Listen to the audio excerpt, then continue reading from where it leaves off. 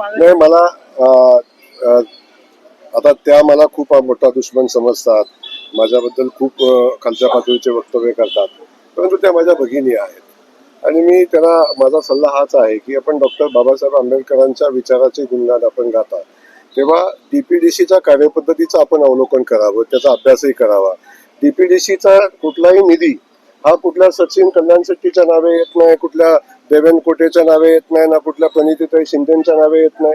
तो तर त्या विभागाच्या अनुषंगानं सामाजिक समतोल राखून, विभागीय समतोल राखून विकास करण्याचा त्यामध्ये सूचना असतात किंवा त्या पद्धतीने आपण करतो.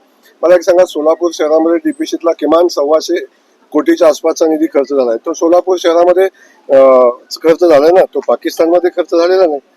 आपण समजून घेतलं पाहिजे की तेव्हा त्यांनी हा शहरामध्ये विकास झाला, ते अशा पद्धतीचा आविर्भाव आणतायत की शहरातला किंवा जिल्ह्यातला निधी कुठेतरी बाहेर नेऊन खर्च केला अशा पद्धतीने सांगतात. कुठलाही निधी व्यक्तिगत कुणाच्याही नावे मंजूर होत नाही. ताईंना माझी विनंती आहे, ताई या शहरामध्ये जे काम झालंय, ज्या ज्या ठिकाणी निधी दिलाय, आता MIDCचं काम आपण घेतलं, देवेन कोटेजींनी खूप प्रयत्न करून ते निवडून काम मंजूर करून आणलं.